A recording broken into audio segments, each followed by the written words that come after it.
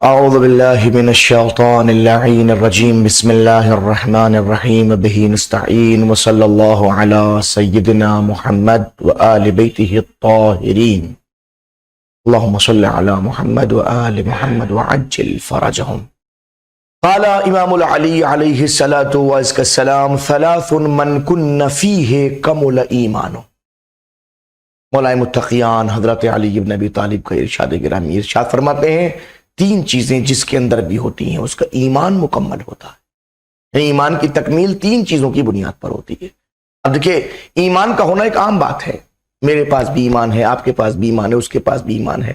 یہ مختلف باتیں ایمان کے تئیں گفتگو میں جاری رہتی ہیں اور ہم کہتے رہتے ہیں فلاں کا ایمان موجود ہے، فلاں کا ایمان موجود ہے. لیکن سوال یہ کہ ہمارا اور آپ کا ایمان کامل بھی ہے کہ نہیں؟ کہ ہم اپنے ایمان کو کامل کہہ سکتے ہیں کہ نہیں؟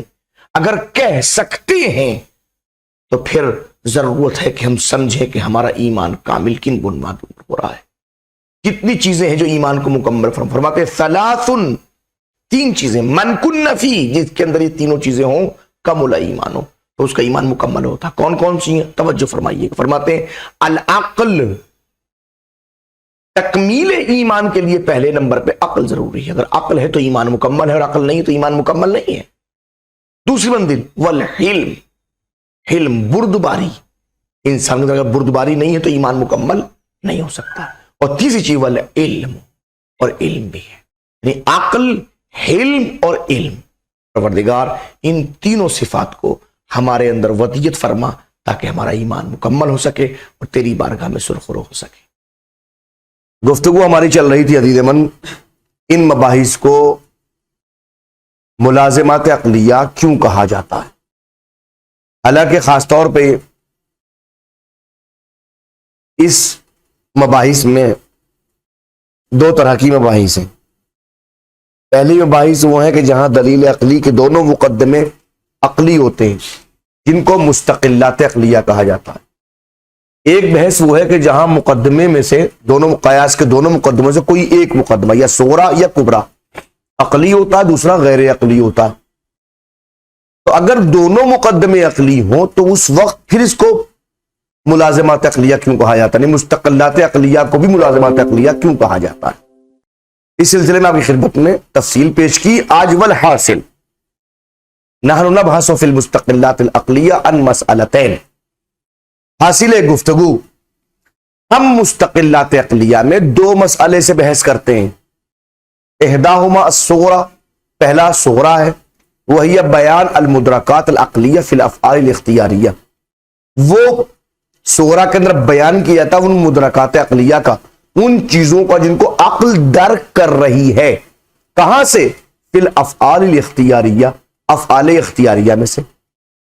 جو ہمارے اختیاری افعال ہیں ان میں سے جن چیزوں کو عقل درک کر رہی ہے اس کا بیان صغرا میں ہوتا ہے.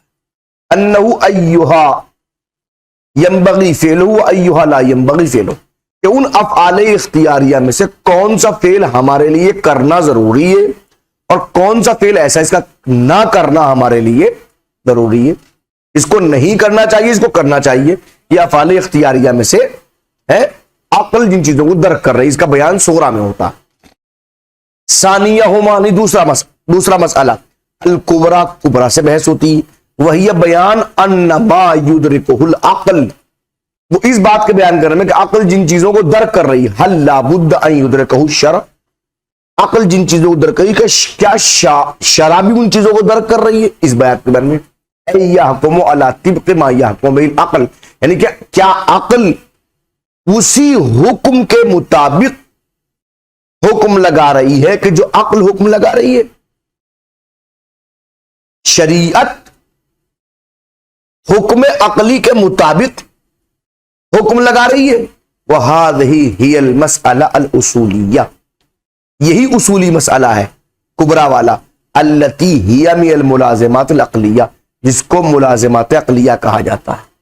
وَمِنْ هَاتَيْنِ الْمَسْأَلَتَيْنِ نُحَيِّئُ مَوْضُوعَ مَبْحَث حُجِّیَّۃ العقل، اور ان دونوں مسئلے کی بنیاد پر ہی حجیت عقل کا موضوع تہیا ہوتا ہے، اس کو پیش کیا جاتا ہے.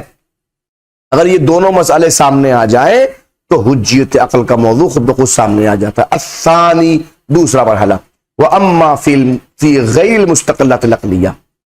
یہ تو مسئلہ وہ تھا کہ ان مباحث کو ملازمات عقلیہ کیوں کہا جاتا ہے، خاص طور پہ پہلے مسئلے میں کہ جہاں مستقلات عقلیہ پڑھائے جا رہے ہوں. اب الثانی اما فی غیر المستقلات العقلیہ، اب پوری بحثی غیر مستقلات عقلیہ کی ہے، پھر بھی آپ اس کو ملازمات عقلیہ کہہ رہے ہیں. فَأَيْضًا يَظْهَرُ الْحَالُ فِي مَا بَعْدَ بَيَانِ الْمُقَدِّمَتَيْنِ، تو یہاں بھی حال اس وقت ظاہر ہوگا جب ہم دو مقدموں کا بیان کر لیں گے.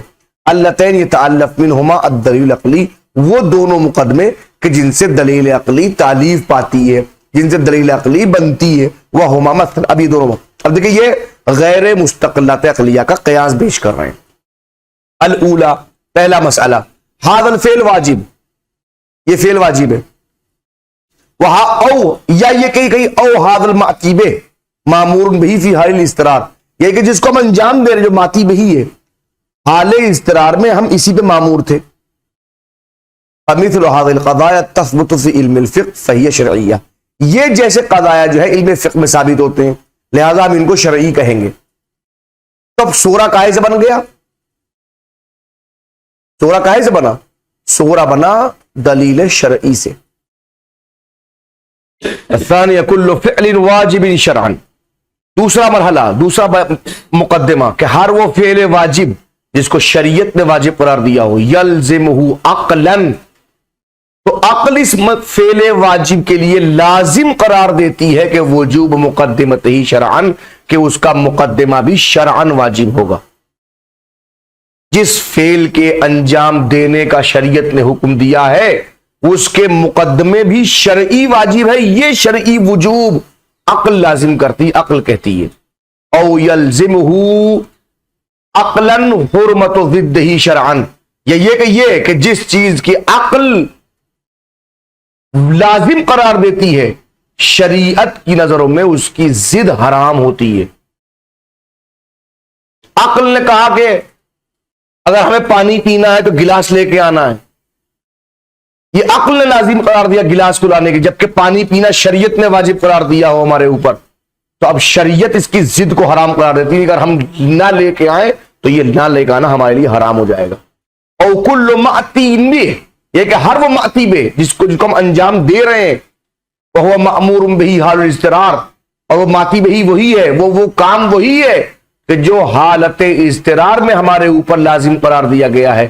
یلزمہ عقلا، عقل لازم قرار دیتی الاجزاء المأمور بحال الاختیار، کہ اگر حالت اختیار کے اندر جو چیز ہمیں حکم دیا جاتا اس سے یہ چیز ہمیں مجزی کر دے گی. وہاکذا، اس کے علاوہ مختلف ایسے دوسرے مقدمے کے طور پہ پیش کیا جا سکتے ہیں. فإن امثال هذه القضايا احکام عقلیہ، یہ تمام ان جیسے جتنے قضائے ہیں وہ سب احکام عقلیہ ہیں.